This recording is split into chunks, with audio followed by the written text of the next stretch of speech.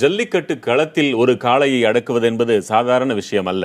20 ஆண்டுகளாக ஜல்லிக்கட்டு போட்டிகளில் காளைகளோடு மல்லு கட்டி வீடு நிறைய பரிசுகளோடு குவித்திருக்கும் வீரர் ஒருவர் குறித்த பதிவை நாம் பார்க்கலாம்.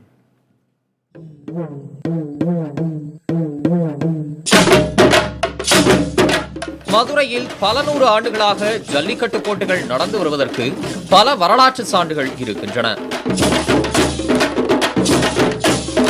காலங்காலமாக நடந்து வரும் இந்த ஜல்லிக்கட்டு போட்டிகளில் பங்கேற்று பரிசு பெறுவது பல இளைஞர்களின் கனவாக கூட சொல்லலாம்.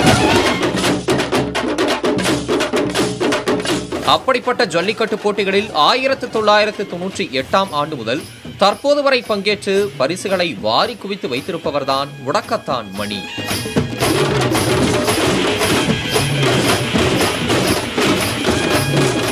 நான் ஏராளமான மாடுபிடி வீரர்களை உருவாக்கியிருக்கேன். பார்த்தீங்கன்னா மணப்பாறையில் இன்றைக்கி வரைய என்னுடைய தம்பிகளை எப்படின்னா கூட பிறந்தால் மட்டும்தான் தம்பி இல்லை, உறவாக பழகிட்டாலே நம்மளுக்கு தம்பி தான். அப்போ என்னுடைய தம்பிகள்னாலும் சரி ஏகப்பட்ட வேத்தை உருவாக்கியிருக்கேன். அங்கே உள்ள பசங்களை பூரா என்னால் முடிஞ்ச ட்ரைனிங்கை கொடுத்து இப்போ அவங்களும் நல்ல ஒரு ரேங்கில் அதிக மாடு பிடிச்சிட்டு வந்துருக்காங்க. 14 வயதில் ஜல்லிக்கட்டு போட்டிகளில் பங்கேற்க துவங்கிய மணியின் வீட்டில் நிறைந்துள்ள பீரோ, கட்டில், சைக்கிள், அண்டா உள்ளிட்ட அனைத்தும் ஜல்லிக்கட்டின் வெற்றி பரிசுகள் தான். கடந்த ஆண்டு ஜல்லிக்கட்டில் இவர் வென்ற புல்லட்டும் அதில் அடக்கம். எனக்கு யாருமே சொல்லித்தரல, நான் ஒருத்தவங்கள பார்த்து கற்றுக்கிட்டேன்.